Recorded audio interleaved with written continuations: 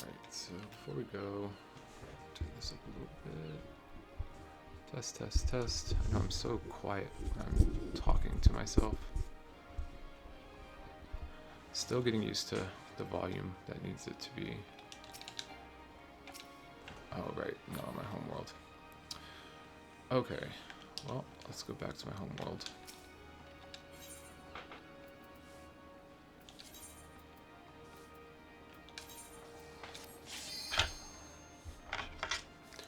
So I'm just having a chill stream with nobody. But one day I'm gonna check my vendor. It's been like 2 weeks since I've logged on. I've been doing other stuff IRL, like my bathroom has been getting remodeled because Jesus, we had a lot of water damage, and it has caused all 3 of our bathrooms to need to be completely demolished, which is not cool. So we did 2 of them.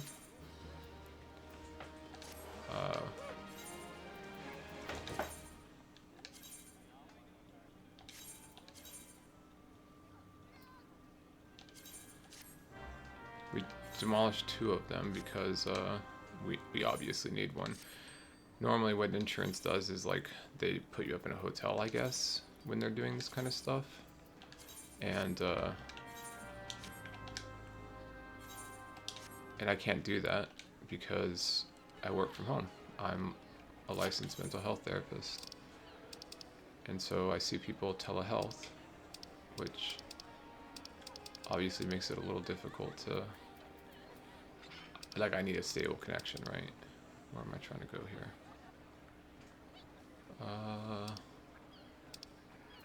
Here it is. And so, yeah, so we had to stay here. It's been going on since like November. We finally got the contractor in here last week. Fucking amazing guy. Which kind of became friends with him. He's around my age, which is awesome because I don't have any friends here in Illinois. Just because, you know, we moved here and it's difficult to make friends as you get older, unfortunately, is what I notice. Alright, can my red mage actually do Heaven on High? God, it would be so shit if I can't. If I can't, I think I'm close. No, I can't. Sweet. 85. Oh, that's garbage. It does take a slot from you. Okay, well, I'm deleting the one with my wife.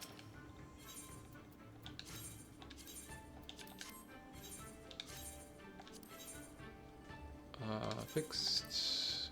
We're just starting the run. You know, it's already late. I'm kind of just doing this until I get tired.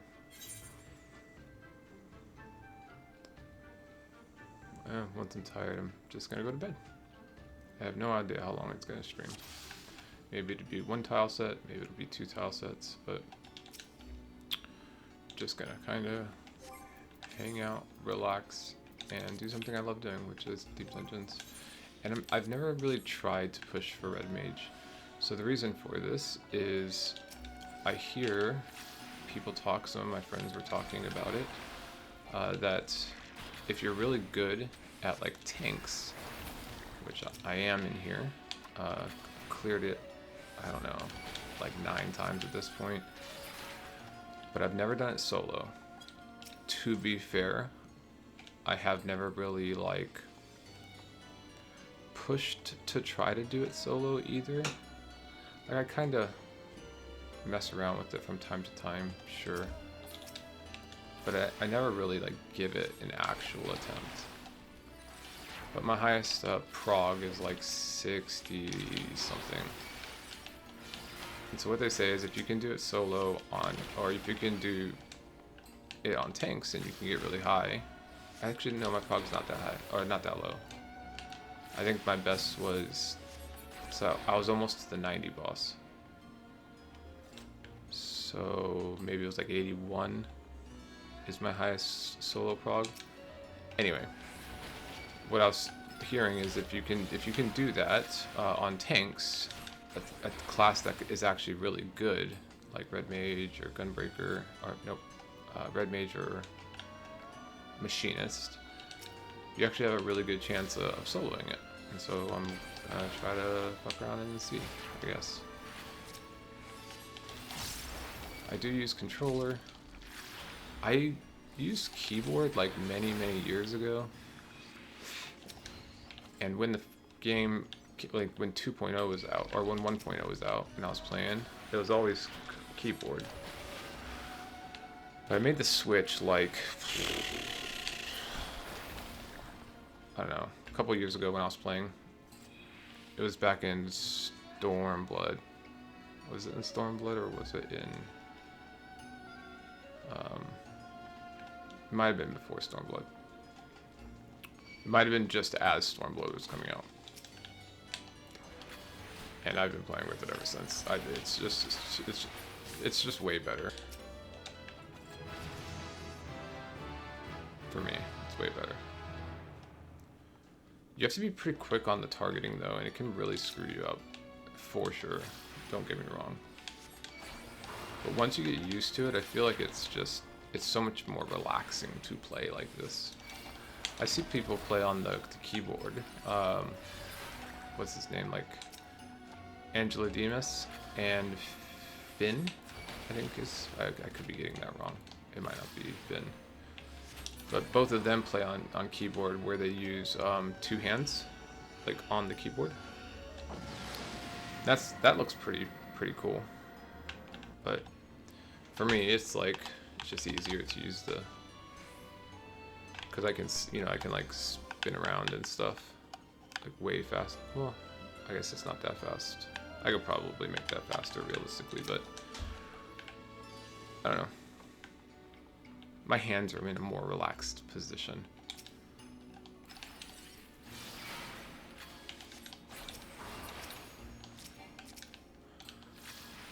I know Summoner does really good in here too, but I don't know about solo. Basically, I've cleared this thing so many fucking times. I've never cleared... Nope, that's not true. I have cleared POTD. I do carries in here, in Heaven on High, a lot for my friends, for the title, and the mount. I don't have it on this character. This is a new character. But my other character, I have it, along with the mount. So I have like all the mounts, basically, from Heaven on High, from Palace of the Dead. I don't have the mount from the new one, because I don't really like the new one, if I'm being honest with you. There's a boss in the new one that's like a memory thing. I really struggle with memory stuff because of my traumatic brain injury from combat. And so anything that's like memory related, really hard. If you play, if you've ever played Path of Exile, like Maven, I can't do Maven. Like the up down up down. The way I've done Maven in the past is one of my buddies will watch me on Discord and he'll tell me what the pattern is. That's like the only way I found that I can do Maven successfully. Because even those short, like up down, like up top right left bottom, like knowing those, once it goes past like 4, I'm out. I can't do it. I can't memorize it.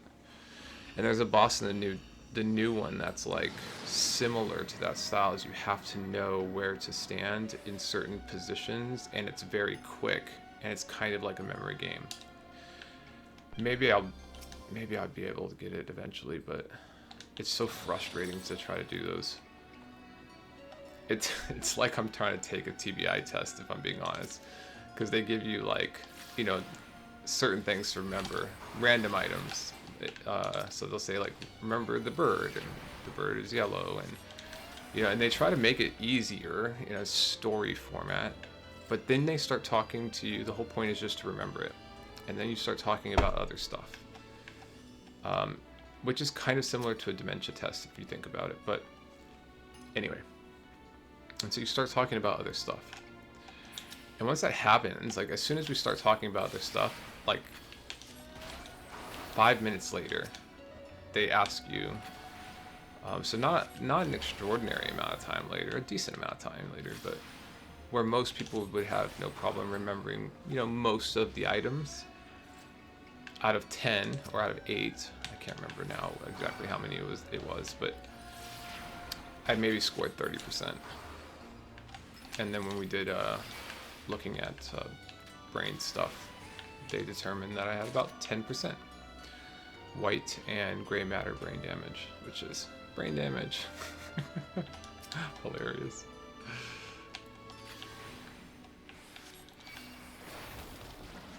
Which I think is so crazy, right? Because when I work with my clients, I may not, like, I'll forget names until I see you. But I won't remember, like, your partner's name. I won't remember, like, your dog's name. You can tell me 15 times. I won't remember any of that shit. But I will remember in detail every single conversation we have. The stipulation to that is you have to, like, prime me for it. Like, you have to tell me, hey, remember when we were talking about this? Because I'll remember the topic. And as soon as, like, you'll say, like, well, we were talking about this last, if it's not in my notes, because sometimes I don't take my notes like that. Like, I'll remember exactly what we were talking about without having to refer to my notes. Because, again, I don't take my notes like that. So, I can't remember fucking 5 items on a TBI test, but I can remember all the details for every conversation I've had with my clients. I don't know, for some reason my brain can transfer it to long-term memory a lot easier, more salient. Maybe because there's emotions involved, I think. If I had to guess, if I put my little neuroscience brain to the test here and actually thought about it, that's probably what's going on.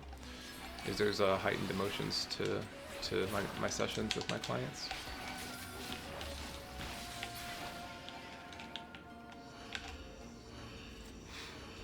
Anyway. So I thought I'd do something different here. I thought while I do this, because these are like floors 1 through 10, who gives a shit about these floors realistically? Nobody really watches these floors. These floors are easily soloable. Most people start on floor 30 anyway, right? So what I thought I would do is instead, can I actually do like 3 mobs at a time, or am I about to die?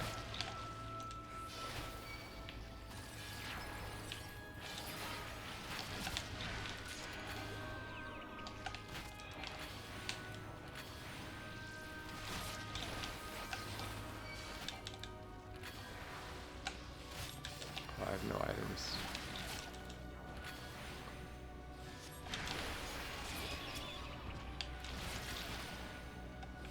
Well, I can do this, it's fine.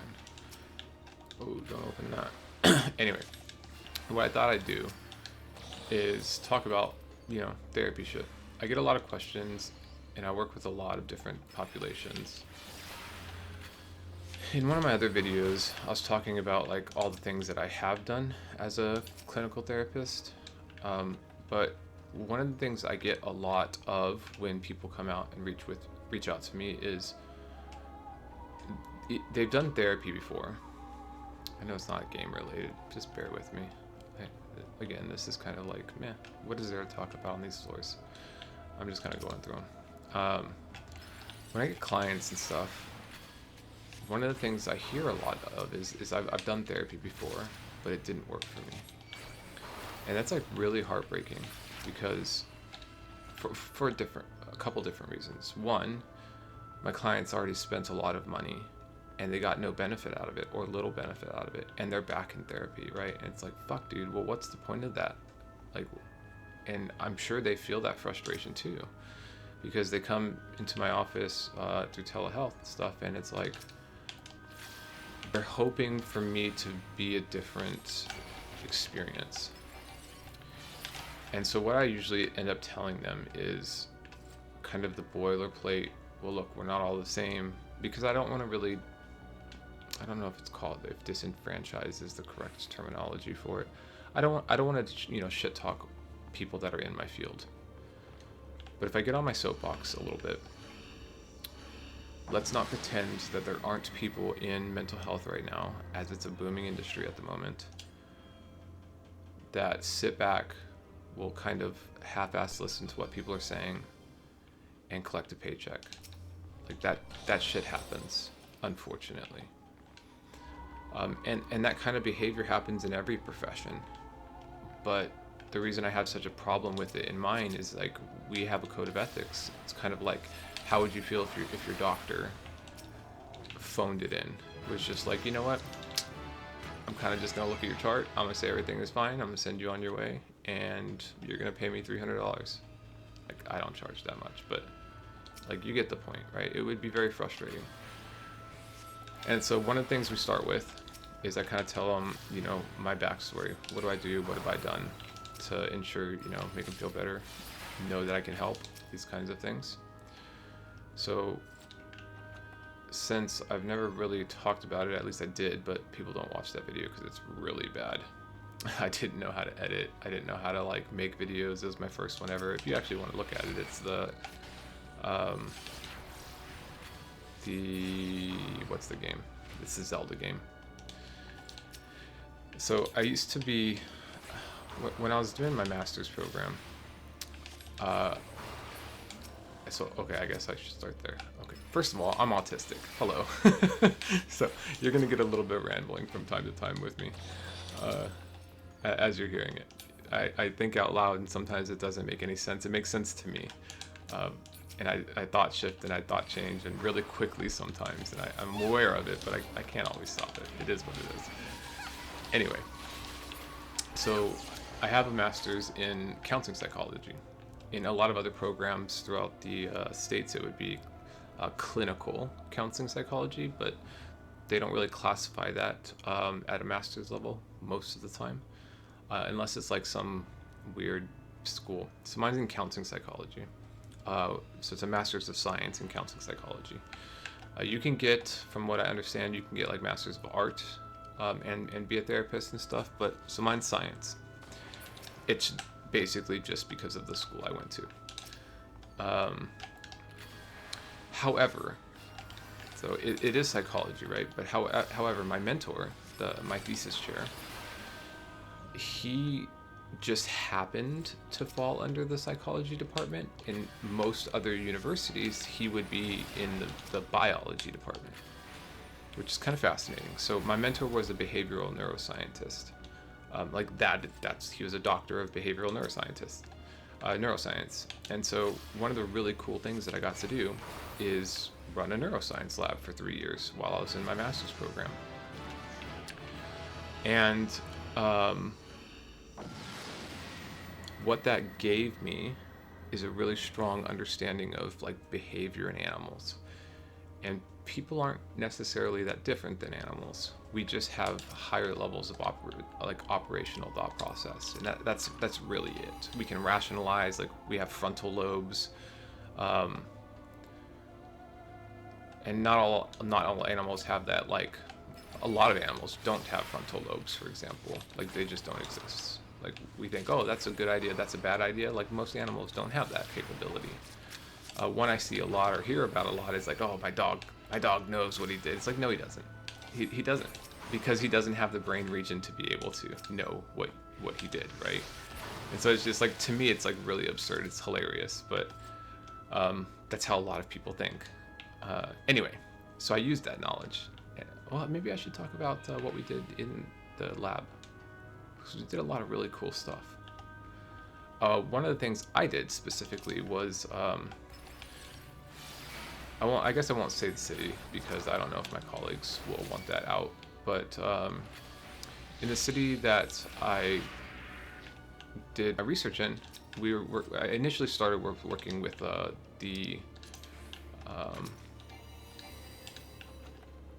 what was it called? The Research Institute for Women's Health or something like that. So we were studying like the effects and things that women have to go through on a daily basis. Some things like pregnancies, access to healthcare, these kinds of things. And that program allowed us to implement in that city some after-school activities. What was that? some after-school activities for low-income families. So we got the mayor of the city to actually invest in putting in after-school programs in that city for people that like have to stay at work until 6 o'clock or 7 o'clock or something like that. So that kids, after they get out of school, they have a place to go, and they just have access to care and stuff. That was really cool. In the lab, what we did is my mentors research, because as you're when you're in a grad program, you can either do like TA, which is teacher's assistant, or you can do I think it was an MA, don't quote me on that, like just a master's assistant. And basically you just kind of do regular menial work that needs to be done. This can be like helping in the lab. I was cleaning rat cages, my responsibility was to take care of the animals that we used for research, which were rats. So him and I were trying to establish a reliable placebo effect, because it's never been done. We know what a placebo effect is. Like, we know that it exists, we can see it, we can measure it, but we can't replicate it reliably, and that's the problem. And so we were trying to establish a reliable placebo effect, which was really cool. And it got, for those really big nerds out there, we were doing, we used morphine. There was other chemicals as well, but we used morphine. I don't know why I just used that potion. And what we saw, we used a galvanized skin response with a hot plate.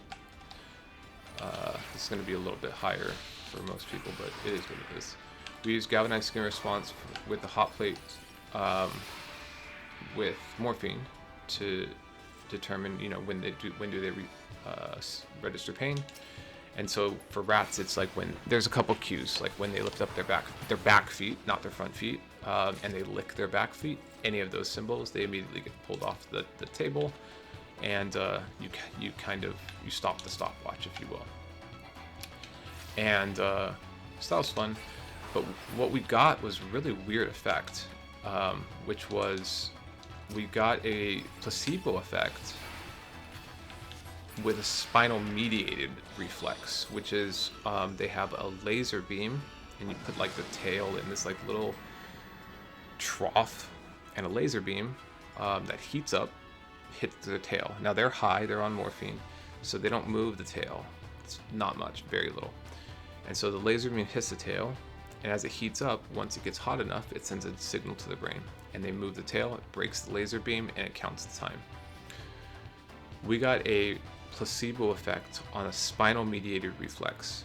What that is it's a reflex that your brain is a part of, kind of. So think of it like this: when you step on a tack, or you touch a hot oven, you move your hand or you move your foot before you register the pain, which is a really weird phenomenon. So it's like, how does that happen? That's a spinal mediated reflex, right? It's like the signal, if it's your foot, you step on a tack, the pain, the electrical signals in your nerves start going up through your nervous system very quickly. In the spine, we have, I'll just say it's an arch, just for like ease of understanding this topic, because it gets very dense and complicated. Think of it like a U-turn, but more like an H, like the letter H. That's a great way to think about it, like the letter H. So the signal comes up on the left side of the H. The signal then immediately turns around as another signal continues to your brain. The signal that turns around and goes back down is the signal that tells you to move your foot. Actuates all the muscles, gets your foot to move. That signal at the top of the H continues to your brain, then you register the pain, but you've already moved your foot, right? So it's kind of like an H. It splits off, and one goes down, one goes up. That's a spinal mediated reflex. How the fuck do you get a placebo effect on that when the brain's not involved? Mind-blowing. We don't know. I don't know, at least. I'm sure he knows by now, but I've been out of school for a long time. And I haven't been in contact with Steve to ask him. I should.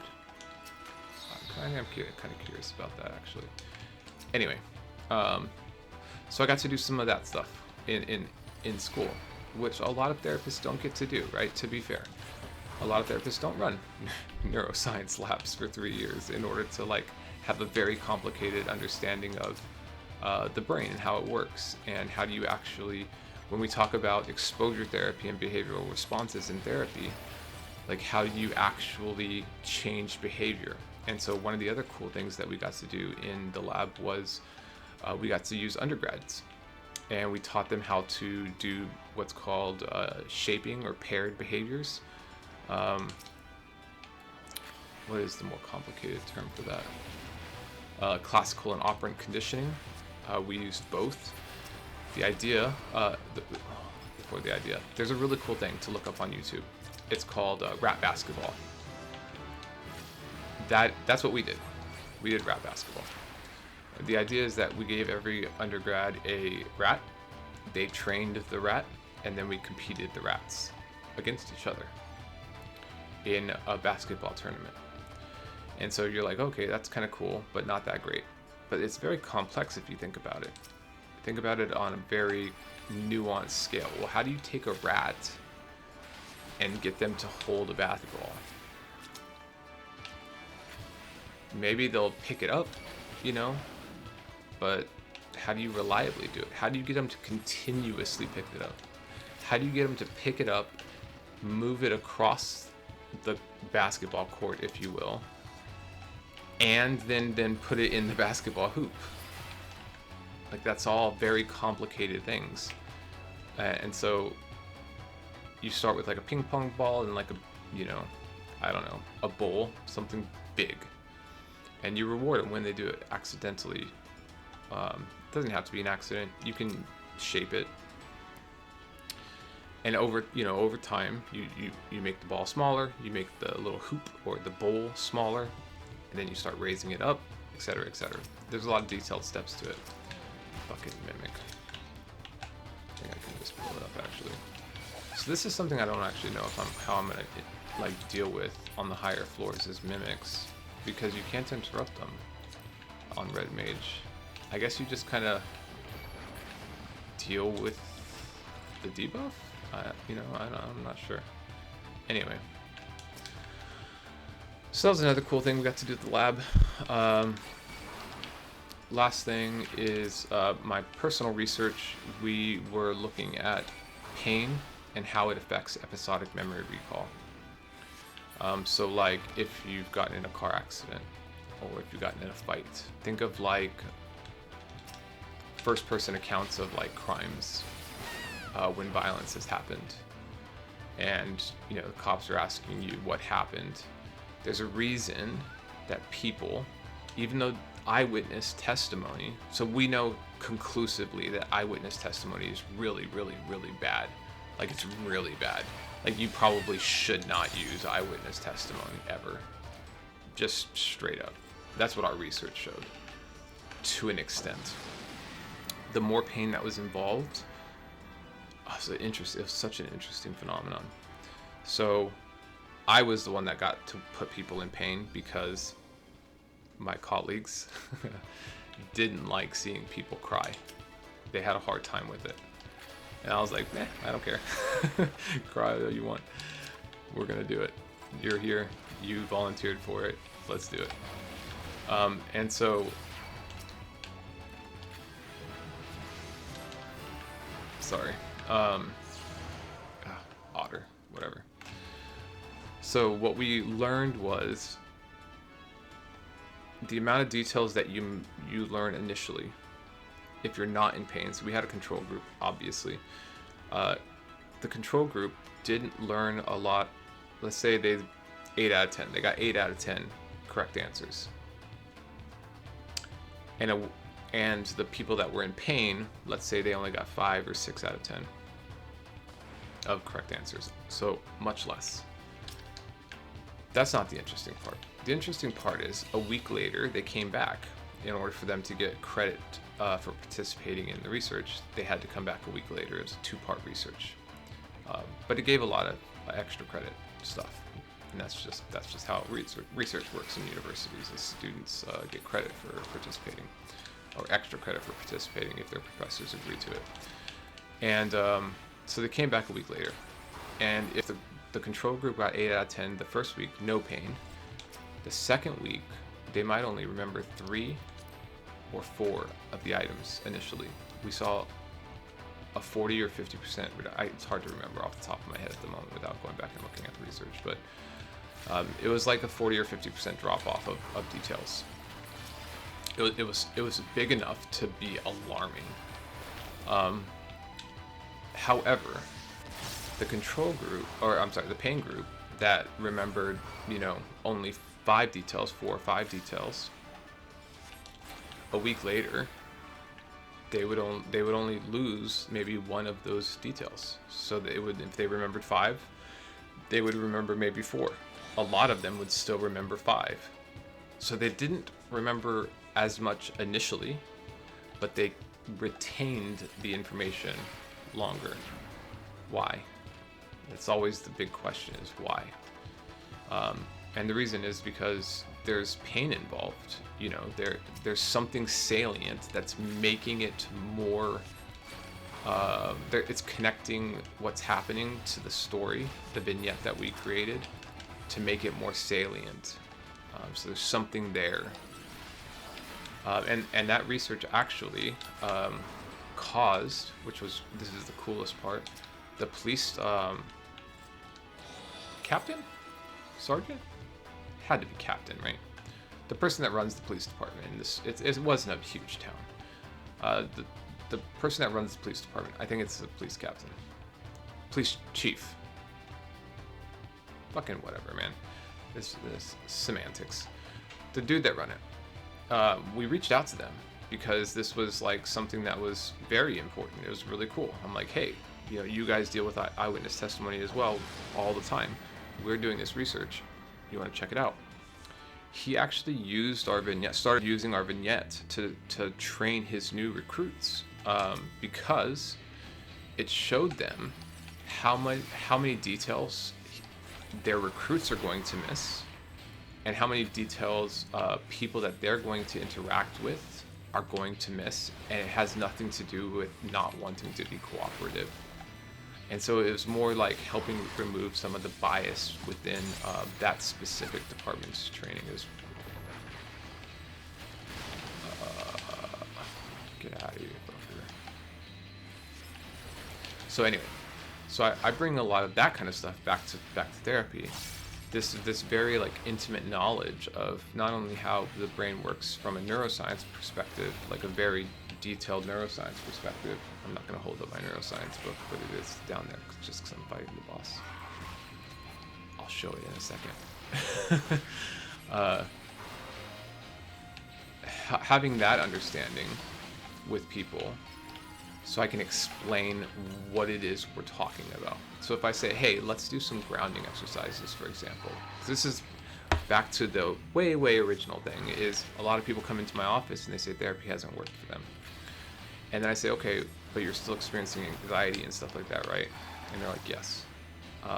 Or even PTSD symptoms, etc. And I say, well, have you tried grounding? This technique that we know by research to be very effective for these kinds of things. Maybe panic attacks are happening. And they say, yeah, it doesn't work for me. And I was like, okay, dude. It works for everybody, right? Like, it has a 80% success rate in research. Like, that's not a coincidence. Surely that's not a coincidence. I can't be biased. That can't be a coincidence. And so, okay. Let's try it my way. And if it doesn't work for you, we'll try something else. And I shit you not just blowing smoke up your ass, like I'd say 90%.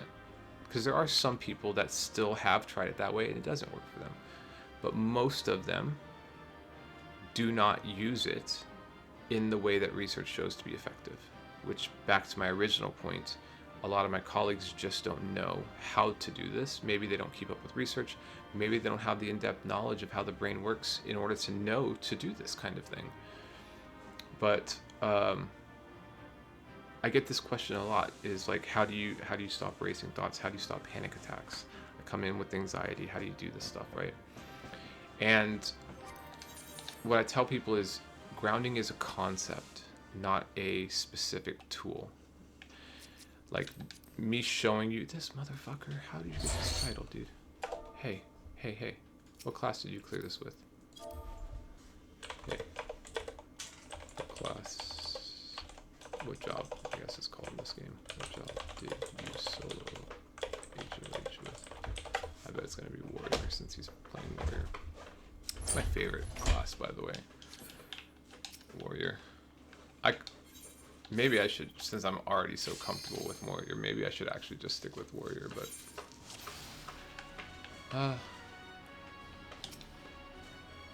should I? Honestly, I probably should. Let's be real. I probably should just stick with Warrior, since I have so many years of playing Warrior, and all of my solo attempts have been tank. My highest in here has been Gunbreaker, but I wanted to do Warrior initially because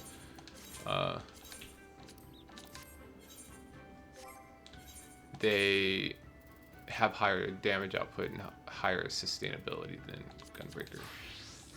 Not as high survivability, unfortunately, but it is what it is. Anyway, what the fuck was I saying? Jesus. All over the place. Oh. So grounding is a concept, not... I can tell you, count numbers or breathe a certain way or something like that, right? But what if that shit doesn't work for you? The idea is finding something that works for your brain and your specific circumstance. Maybe you go out to the circus, maybe you're going to the supermarket, maybe you're going to the bookstore, and going there triggers a reaction in your specific brain because of all of your life experiences that have culminated up to this point. And so me telling you do this one specific task, maybe it works, maybe it doesn't. But the idea is that if we can teach you how grounding works in your brain, what is the idea behind it, how is it supposed to work, why do we use grounding, like, so what's the whole fucking purpose, right? It's to stop sympathetic nervous system reactions from taking place. If we can do that, then panic attacks stop happening. But if I just give you a piece of paper, which is what a lot of my clients tell me that happens, is, well, my last therapist just gave me this handout to try and it didn't work. And I'm like, yeah, okay, fair enough. If I can help you understand what are we trying to do, how does it actually work, why are we doing this, then it kind of doesn't matter that I'm giving you this piece of paper to try, because that's just the starting point. The idea is that you understand what is the purpose, what are we trying to accomplish, how is it supposed to feel. When you know all of those things, fucking so many things can become grounding. I've had people tell me that swimming is grounding. I've had people tell me that literally, like, the meme of going out and touching grass, like, that works for them. I've had people tell me all sorts of stuff. But the idea is that all we're trying to do is stop the racing thoughts in our brain. We're trying to quell that storm. And if you can understand how to do it for your brain, you won't have to come back to therapy in the future. That's just the start, right? Like, 'cause that's not engaging parasympathetic nervous system. That's not engaging the vagus nerve. Like, that's not doing that. It's just stopping the racing thoughts. Relaxation engages vagus nerve, which is the rest. For the medical people out there, it's the rest, digest, relaxation part of our body or our nervous system. We also call it the parasympathetic nervous system.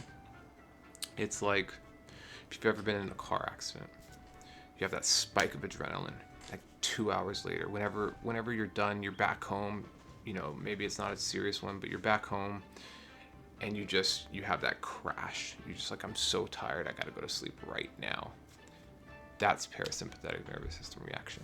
That's when your body has reabsorbed the cortisol, reabsorbed the adrenaline, and you're no longer amped up.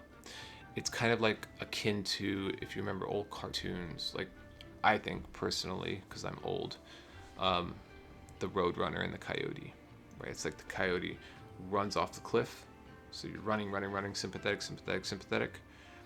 and then you're off the cliff, and his legs are going like in the air, and then he falls because the adrenaline's no longer supporting you, that level of amping you up, and so you just crash all the way down. That's sympathetic reaction. And I guess I've done 10 floors, and then I deleted those 10 floors, and I've been talking about therapy this entire time. So maybe this is not necessarily a game, more of a how do I do therapy and what are some of the cool things I've done. I'll do another 10 floors on Warrior. But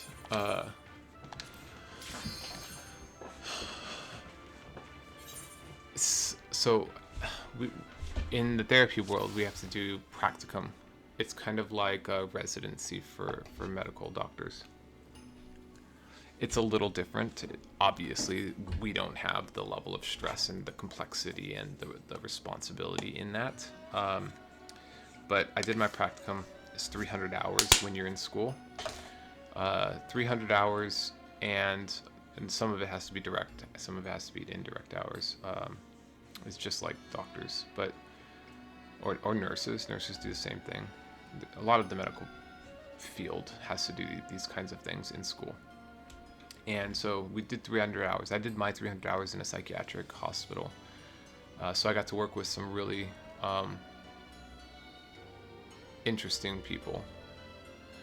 And I got to see a lot of the more serious and critical things that can happen. One guy, he's not my client, so I had no necessarily HIPAA or confidentiality necessarily. And this was, I think it made national news, unfortunately. But drove his truck through Walmart, like through the doors of Walmart.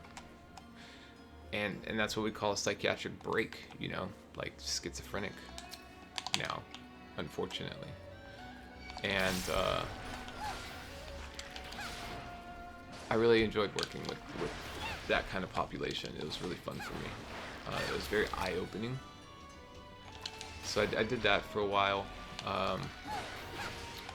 Obviously, that took me 6 months. So 6 months of practicum in school.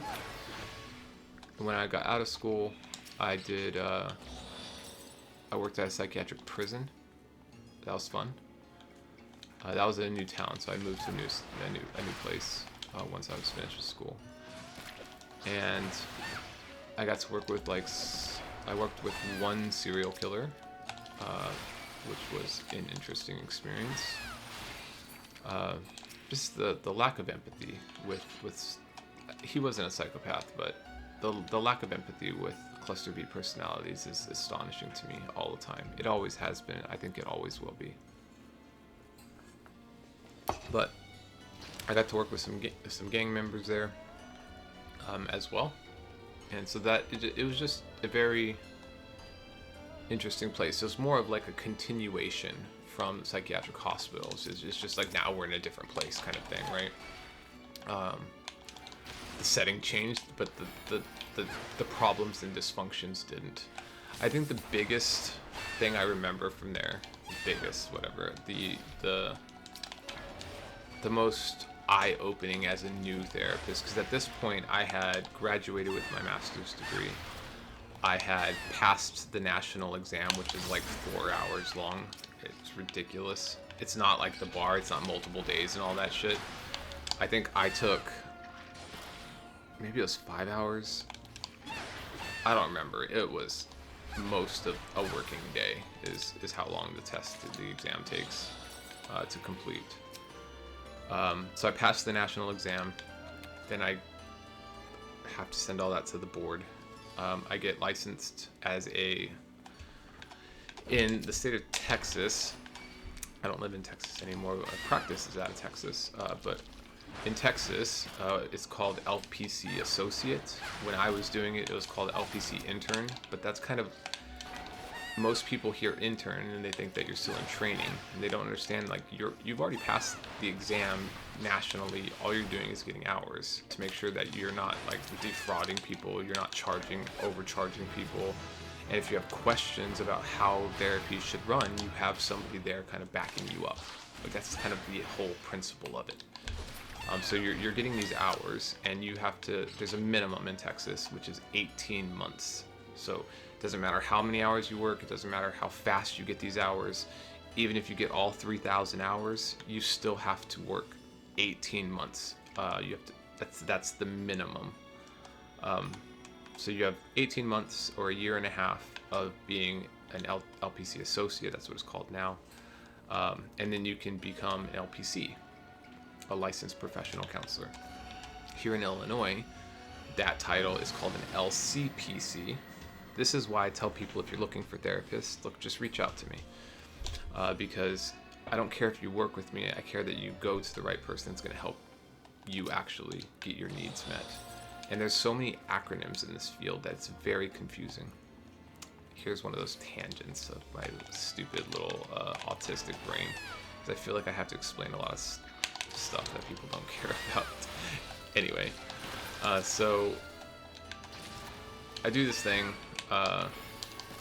get licensed. I'm working at the psychiatric prison.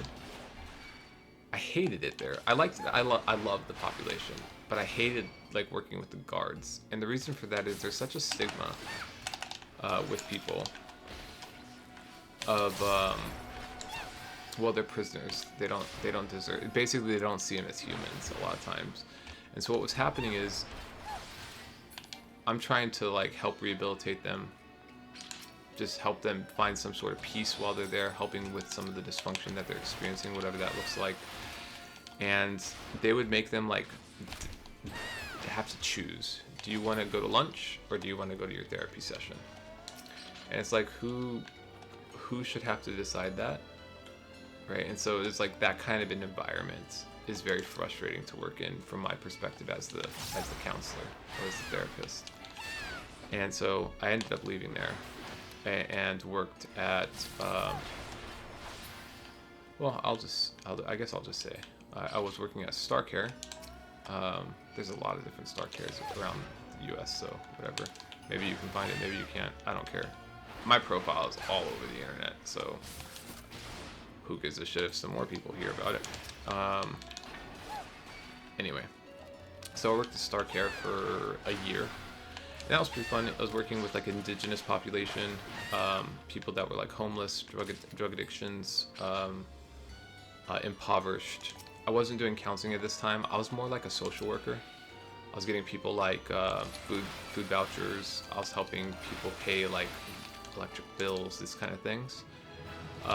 And some of them I could do therapy with, but it was like, I don't know, it was weird.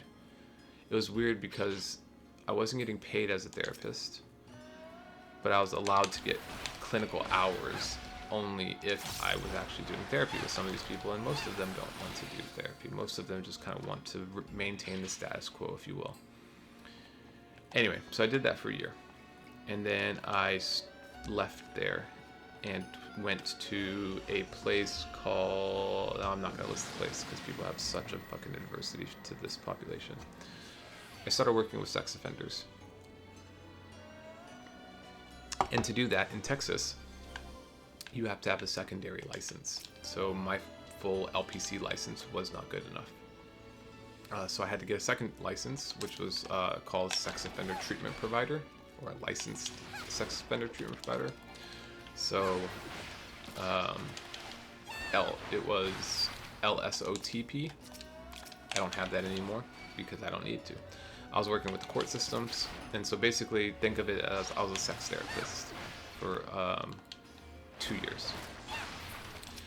And so now in my practice, I help people with things like pornography addictions,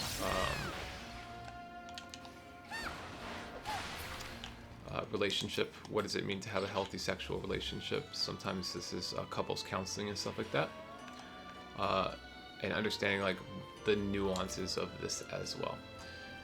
And so you got, kind of to put into perspective here a little bit. I'm a combat vet, 2-tour combat vet, not just a veteran. I've seen combat. I deployed, for context, deployed back in 2005 when it was fun to be overseas. And, like every night I remember like going to sleep literally just because my body couldn't be awake anymore for a while there. Because you don't know if you're going to get a mortar in the middle of the night, and how do you fall asleep with that kind of stress?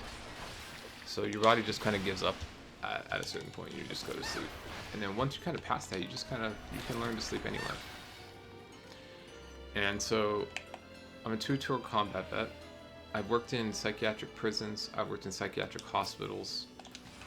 At this point, I've worked with sexual addictions, sexual proclivities, really dysfunctional sexual thoughts.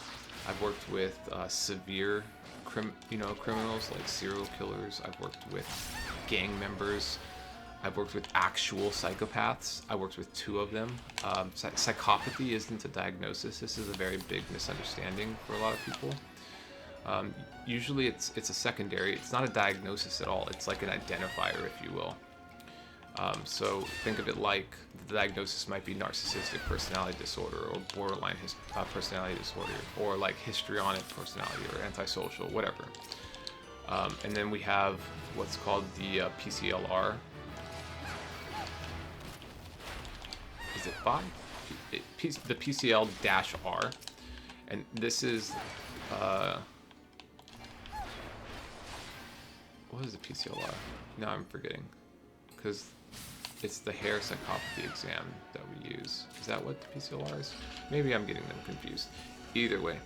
So if you score 25 or higher on this thing, this assessment, and you have to be trained to administer and score it, but if you score 25 or higher, which most people do not, the average person probably scores, somewhere, I would expect most people in the 4 range, maybe like 0 to 6 would be normal. Some of us have higher levels of empathy than others. Some of us don't give a shit if others are hurting, but unless it's like our family members. Some of us kind of have a history of like minor crimes, petty thefts, this kind of things, but it doesn't really rise to the occasion of like I'm going to jail constantly or stuff like that. So 0 to 6 is the average person. So if you have like 25 or higher, you would be considered a psychopath. Like Bundy was like 28, Manson was like, Jesus, like 30 something. If I remember correctly, Manson was pretty messed up if you look at his like MMPR too. But I would say most therapists just don't have these kinds of experiences. A lot of therapists go to school, they graduate school, and then they start working in a normal practice where they're seeing people for like anxiety problems, depression, and that's it. Like that's their worldly view when it comes to like dysfunction and stuff like that. So when I do get people in my office, oftentimes I'm trying to help them understand the why, more so, not more so, maybe equally so, to the how. How are we going to fix it? But the why is it happening to begin with can be very liberating. If you understand, like, how did we get here? It's eye-opening. And the reason for that is I can give you an example. It's like, it's cognitive awareness, right? And that sounds really stupid. If you become aware of something, it becomes easier to not only understand it, but work through it. And so simply becoming aware of the problem, knowing that it exists, is huge and profound, because like, think of it this way. This is an example I give a lot of times. Think of this couch, right? You see it as a couch. It's a couch. If I tell you, hey, that's a couch, but some couches have hinges on them. And when they have hinges on them, and some of them can fold down. And the back of them, when they fold down, we don't call them couches, we call them futons, right? Like, even if you never remember the word futon, you will remember that that's different than a couch. And so you'll see it and you'll be like, oh, that's a couch, but it could also be a futon. It's kind of like that. It's obviously more nuanced than that, but it's similar to this, right? And so that's the idea behind like kind of this cognitive awareness, if you will. If you know a problem exists intimately, you may not know all the details of like how did we get here and like why is it happening and stuff like that, but just knowing that it's happening and that you're not going crazy because my body's actually doing this, my brain's actually doing this. It's not me being hypochondriac or making it up or whatever. That alone can be very helpful for people to reduce some of the stress levels. Because a lot of times we're like, I'm really stressed out, I don't know what I'm doing. And a lot of guys specifically will be like, I can't tell anybody. If I can't fix it, I have to fix it myself. If I can't fix it myself, then I'm not being a man. Like this very big, like masculinity shit. In like different cultures, we have different terms for it. Like, so in Hispanic or Spanish cultures, we have like this term like machismo. But it's just this idea of like having to be very masculine. Women have similar issues. It's not masculinity that they have problems with, but like falling into certain role expectations within relationships are a big one for guys and girls, I would say. Can I stun this guy actually? Oh, that doesn't hurt that bad.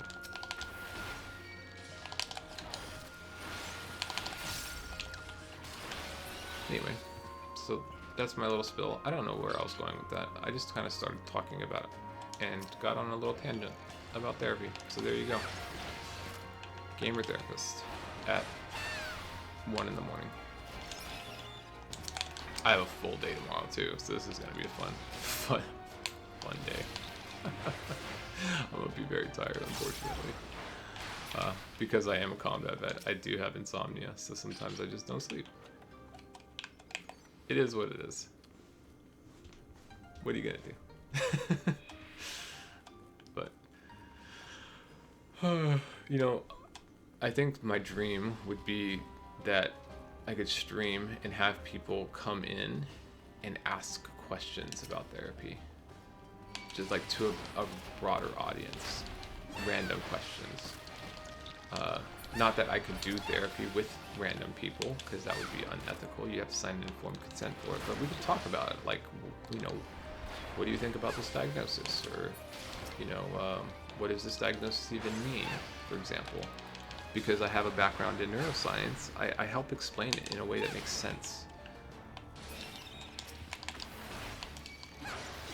One of the things I like to tell people is there's such a big, because social media exists and people like to be fucking, I don't know, fancy, make it sound like they know what they're talking about. I don't know what the deal is, man, but we use different terms. Maybe it's just like a generational thing, but we use terms that don't make sense a lot of times. Or we use terminology in inappropriate contexts. That's one I get a lot. But what people don't understand is like, I got a luring trap. This guy first, because he's the most dangerous.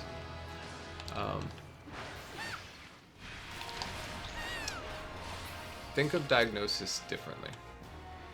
What I mean by that is, we hear PTSD, we hear general anxiety disorder, social phobia, OCD. OCD is one we get a lot. And the reason for this is, I hear it a lot, is it's like it's a cool diagnosis, right? Like we have cool and we have uncool diagnosis. We have people that will say, oh, it's my OCD acting up. I didn't sleep for 9 hours last night. Oh, it's my insomnia. We're okay with people knowing these things about us, right? I've never once heard somebody say it's my schizophrenia acting up. Not once. And so we have cool and uncool diagnosis. We have some that are like acceptable to talk about in public and with people. And then we have some that are kind of like this more shameful, like I don't want to talk about it with people. Nobody's ever said it's my PTSD acting up to strangers, right? Or to work colleagues. Maybe they have. I've never heard it. Because there's an element of shame that goes along with these diagnoses, and it's just because people don't understand what it is. So when I say think about diagnosis differently, what I mean is like, think of it like, I'm trying to do two things at the same time. I'm so sorry. My stupid little autistic brain wants to talk about this, but also wants to talk about therapy because I'm so interested in the brain. When we have PTSD, what are we actually talking about? Actually, let's keep it simple. First, let's talk about something more simple to understand first. Let's think about general anxiety disorder. Most of us know what anxiety is, what it feels like. We call it different things. It's just stress, right? Stress and anxiety are synonymous when it comes to our body. Our body does not care what you call it. It's the same thing. It's a cortisol response or sympathetic nervous system reaction. That is stress. That is anxiety. It's the same. When that happens, and I'm out in public, let's say I go to Walmart and I have anxiety there, and I'm at work and I have stress there, and I'm at home and I have stress there, and I'm with my friends and I have stress there. We say that the stress is generalized throughout your whole life. It's present all the time. You're always experiencing some level of stress, and we call that general anxiety disorder. Okay, so what's the important, why am I bringing that up? Okay, so think back about like obsessive compulsive disorder.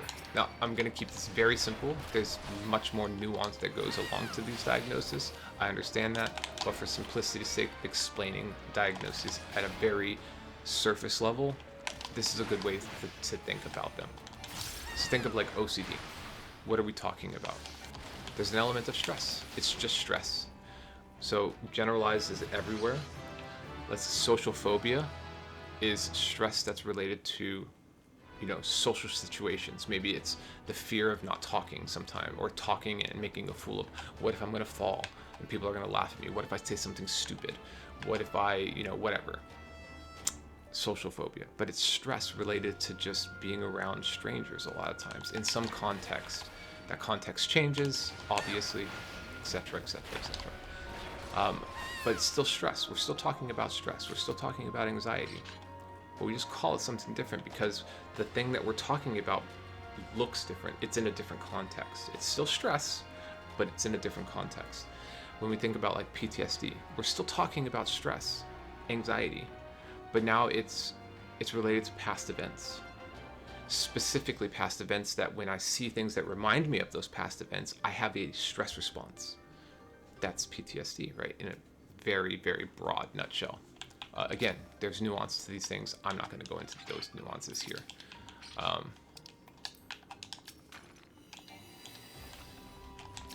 When we think of like OCD, still stress, still the same stress as we were talking about with anxiety, general anxiety disorder. Same anxiety, exactly the same, because it's still a sympathetic nervous system response. However, that response now is related to like, maybe it's a germ phobia. I am so stressed that I'm gonna get sick. I'm so stressed that my counters aren't cleaned. I'm so stressed that I didn't lock my door. I need to check. And so the compulsion is relieving that stress response, right? Think of it like when kids cry, when babies cry, and they suck their thumb. Kids in general, like younger kids, they get upset and they suck their thumb to soothe themselves. That is exactly the same thing that happens in OCD. So it's a stress response that we're doing something to relieve that stress response, and we call that a compulsion.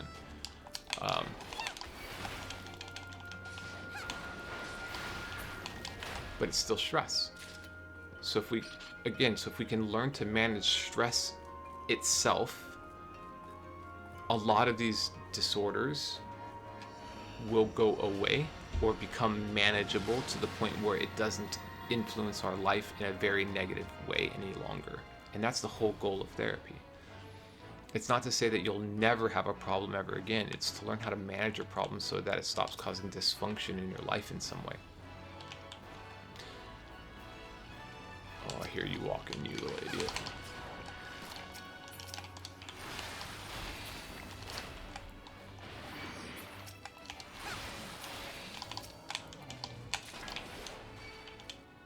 Do I have no? No, I was in combat. Anywho, I don't know what else to talk about. So, yeah. That's my take on therapy. So, what I was saying, I forgot. My goal would be like, I'd love for people to come in and talk to me and just talk about brain, neuroscience, just stuff like that. That would be awesome. Sure, we can talk about the game too. Like I love streaming. My goal for the game, like gaming, is just I just play a whole bunch of different games. Mainly like League of Legends, Final Fantasy 14, and Path of Exile. Recently, I've been playing Path of Exile 2. I'm kind of not that invested in Path of Exile 2. There's a lot of things that need to happen in order for that to be a good game. I think it has the makings of it. I love playing it. It is super fun, but it is very lacking in a lot of ways from Path of Exile 1. I played Path of Exile 1 for like 10 years now, something like that. And I mean, I'll continue to play it. But Path of Exile 2 is the new hotness. It's just endgame isn't that. Oh, man, endgame is just missing a lot of things. So in Path of Exile 1, you could like you could craft an item, and you could use like alterations to roll items to you know to keep trying to craft. You'd find a good base, and then you would roll items, and you would use alterations to continuously roll stats until you got the stats you want, and then you would use, you know, maybe like not a divine orb, but like a regal orb to make it a rare item, and then you would, etc. You know, they call it master crafting. In Path of Exile 2, it's like they replaced the alterations with blue item drops on the ground, and so it feels like you're just gambling. You're still gambling. It's just a different form of gambling. It's I don't know, like currency drops don't feel great. Maps don't really feel great because you're kind of just rushing rare monsters. I don't really care about anything else. Like, sure, experience, yada yada yada, but you're not getting any drops from those guys. Like in Path of Exile 1, you would get. Why can I not? Oh, that's right, I got trapped. Well, shit. Are you hitting me? Oh, you are. Okay. Yeah, it's fun, but it's lacking a lot of things, so I'm not really that invested into it right now. I don't know what I was talking about. My thoughts gone. Brain injury. Super fun. Sometimes I just blank out. Hilarious. Okay. I got 2 more floors to go, and then I'll probably call it a night. Because I am finally getting tired. Hooray. Hooray for being able to sleep. Promo sprints is really fun. I'd like to, I mean, I'd love to play other games. I do want to do a Breath of the Wild run. I've never beaten the game. I started playing it, but it was my first time ever recording myself. It was the first time ever trying to like edit the video. And so like I didn't know how to edit really, and by edit really I mean like at all. I didn't know, like my microphone was all fucked up because apparently if you have multiple mic sources on OBS, it causes this like really weird crazy static effect that's like high pitch, and so like I had to go in and try to like take the volume out completely because I didn't know how to fix it. It was a nightmare. But yeah, I would love, like my dream would be to have people either just talk while I game, or, because gaming is always more fun when you're talking with people, or, you know, people come in and ask therapy questions. That would be awesome, man. I love talking about the brain. I love talking about neuroscience. I love talking about like cool things that are happening in the field of neuroscience. I love explaining how therapy works to people, because I do get a lot of people first-time therapy, and they're very nervous about it. What do you expect from it?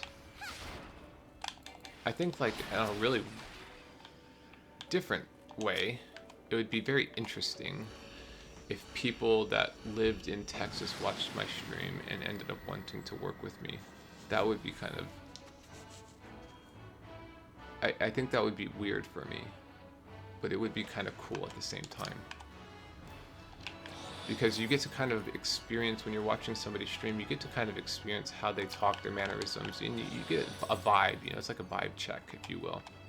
And so people that you already vibe with, you kind of know that you're probably going to work pretty well with them, because you kind of know what they have to offer, you know how they're going to talk, you've gotten to ask a lot of questions over weeks or months or whatever. And then they decide, oh yeah, this is the person I want to work with. Like, I think that could be really, really cool for those people. Because part of therapy is finding somebody that you click with, you know what I mean? If you guys don't vibe, it's just gonna feel off. And I have not gotten a single upgrade, which is fine. I'm not supposed to. I probably won't get an upgrade. A chance to upgrade until like floor, I don't know, 60, 50.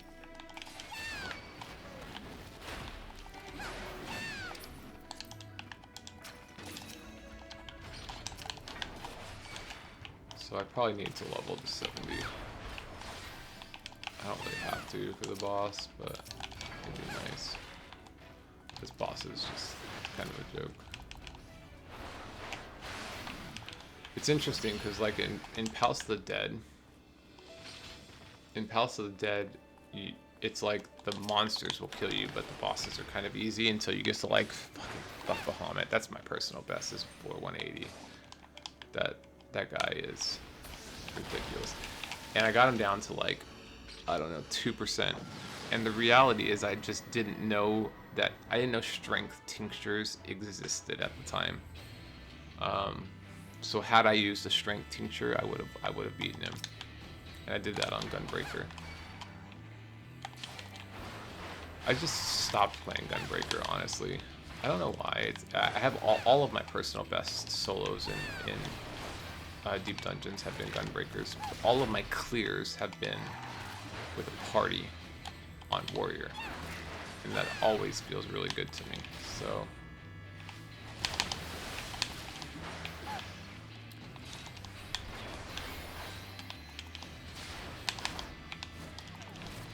there's a couple games I want to play. There's one that's called you fight slimes and stuff. I think it's called. Hi. You want to come up and say hi?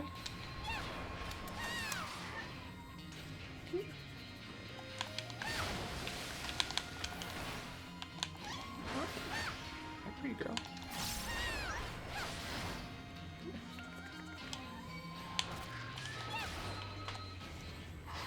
Hi, baby. This is one of my cats. So I have 14 cats here on the farm. Hi, sweetie. This is Striga. She is one of, I like to joke, she's one of my therapy cats. She's always coming in my lap when I'm in sessions with people. Hi, sweetie. She's a very sweet cat. So I have 10 cats that live in the house. Most of them are inside-outside cats. There's only like 3 that don't go outside, realistically. So as soon as it's daylight, they're outside here on the farm.